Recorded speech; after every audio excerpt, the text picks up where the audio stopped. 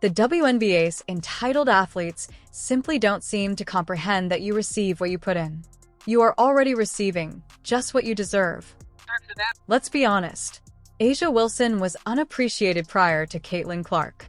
Although A'ja seems like a kind person, she has recently revealed that, like other WNBA players, she can be quite envious. She will leave the WNBA in pieces to make the transfer, and no one will be discussing A'ja as they did in previous years. Despite knowing deep down that she's not a huge draw, A'ja tries to convince the media of this because she was named MVP. You're not fooling anyone, A'ja. Idle players in the WNBA just can't seem to understand is, you get what you put in, and right now, you are getting exactly what you deserve. Such a move to the EuroLeague may have set an example for next generations of players by encouraging other WNBA stars to consider overseas options. But when A'ja Wilson intervened to thwart Clark's objectives, this promising agreement took an unexpected turn. Or don't y'all want a greater profile? Don't y'all want more notoriety? Don't y'all want more? Wilson's meddling in the transaction wasn't only a small annoyance. It was an intentional attempt to prevent Clark from taking advantage of the situation. According to reports, Wilson thought she should represent the EuroLeague rather than Clark after winning the WNBA MVP title. This was more than just a matter of taste or basketball. It revealed a more serious problem of rivalry and competition between two of the best players in the league. Her WNBA standing and PP title ought to have made her the most desirable applicant for European teams. Despite Wilson's achievements, the notion that Clark being selected over her probably seemed like a personal slight. A'ja's efforts appear to be motivated by the idea that she should be given preference for foreign possibilities because she has already established herself as a strong force in the WNBA. She believes that Clark, who is still relatively new to the game, has not yet earned the right to overshadow more seasoned players. However, some people continue to think that Caitlin hasn't been targeted this year. Wilson was a more dominating player and deserved to be the MVP, and unanimous. Wilson and Clark have previously been in direct rivalry for high-profile agreements. Wilson allegedly attempted to sabotage Clark's Nike sponsorship in the past in an effort to get the contract for herself. The increasing animosity between the two players was hinted at by the Nike incident. However, the European dispute has elevated the situation. Wilson has demonstrated how competitive and personal this resistance has gotten by intervening to deny Clark's international opportunity. Fantastic, and I think she's going to have an incredible career in the WNBA.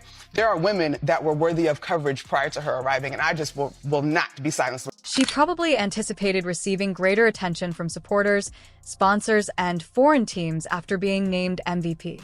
It seemed like a disrespect to Wilson's accomplishments that Clark, a relatively new player, was suddenly at the center of discussions regarding the EuroLeague.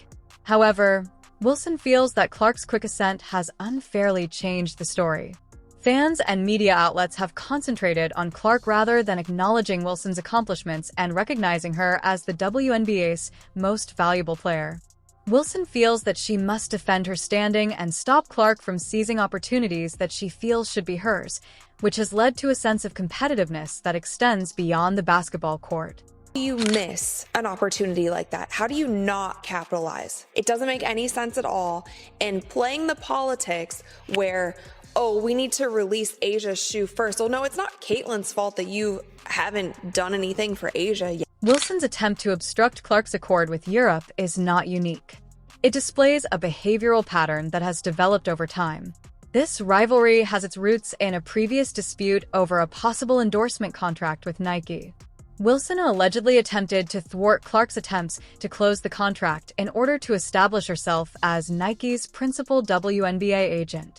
Athletes frequently compete for lucrative sponsorships, but the way this rivalry has developed implies that Wilson views Clark as a direct danger to her career. An early indication of the rising hostility between the two players was the Nike incident. Securing a contract with Nike would have been a significant achievement for Clark, solidifying her place among the biggest names in basketball. However, Wilson, who is already well known, wasn't prepared to share the limelight. Wilson showed that she was prepared to go to considerable measures to save her job by trying to thwart Clark's Nike contract. Clark's quick ascent was more than a challenge to her status. It served as a reminder that the WNBA was evolving. Wilson has opted to fight with Clark for opportunities rather than accept this transition, creating a contrast that has grown more intimate. Wilson's reasons for opposing Clark's Europe pact went beyond self-interest. Making a statement was the goal. She wished to remind everyone that she is still a formidable opponent and that she should be regarded as the best player in the league. Personal envy is the fundamental problem at the center of this dispute. Wilson's behavior implies that her rivalry with Clark extends beyond their professional rivalry. It goes beyond basketball and economic transactions. It's about the fight for acceptance and significance in a league that is changing quickly. The dynamics of the WNBA have been upset by Clark's entrance.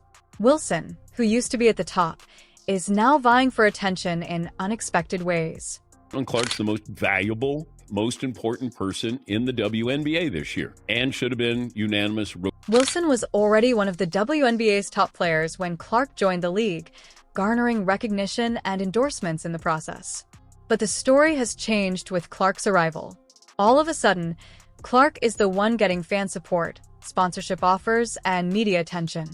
Wilson finds it challenging to celebrate her accomplishment without feeling overshadowed by Clark's ascent as a result of this change. Wilson's behavior off the court and the way she speaks about Clark both exhibit this envy. Wilson has made remarks that imply Clark had a simpler route to success, portraying her ascent as the product of privilege rather than diligence. Wilson feels she has earned her position at the top, but her remarks show how frustrated she is with the way the limelight has moved away from her. 28 years old, 1,000 points in the regular season. Why is that not the biggest story out at the moment? Exactly. Why are we talking about Caitlin Clark? Why exactly? Why when Asia was releasing a shoe were we talking about? The dramatic drop in viewership when Caitlin Clark isn't playing is one of the most obvious indications of her impact on the WNBA. Audiences that might not have previously followed women's basketball are drawn to Clark because she has become a fan magnet. However, the statistics show a concerning picture when she isn't playing. Engagement declines and fans tune out. This pattern highlights a hard reality, even if elite players like A.A. Wilson are still playing. Clark is more than simply a gifted athlete. She is now essential to the league's rising popularity. Unanimous MVP, which by the way is the first unanimous MVP in the NBA or the WNBA to ever not make the finals, which is something else. Fans are they're gonna share that. It does not mean that we are misogynistic or we're just hating on Asia. No, it's just this is what happens when it. Wilson and other elite players have kept up their excellent skills, but there is still little enthusiasm among fans. This disparity draws attention to a difficult reality for Wilson. To demand attention, talent alone is insufficient. Wilson has had difficulty winning over fans despite her accomplishments, while Clark's distinct charm and playing style have.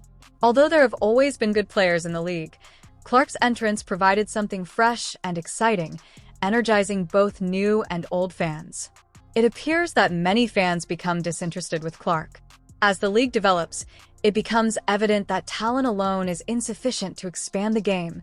Players must connect with fans, create memorable moments, and generate excitement qualities that Clark possesses in abundance, even when other stars like Wilson are playing at the peak of their game. Wilson has found it difficult to understand that Clark is the main source of fan attention, which has fueled their rivalry. It wasn't what it is. The quality of basketball may have been up to snuff, and you had somebody as popular as Cheryl Swoops who had her own signature shoe, had to deal with Nike and all of this other stuff. But the bottom line is, very few people gave it. The league's current dynamics have been upset by the abrupt shift of attention around Clark, making other players feel ignored and undervalued.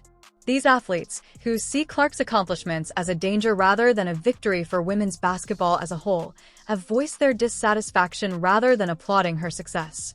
Both on and off the court, this animosity has been apparent.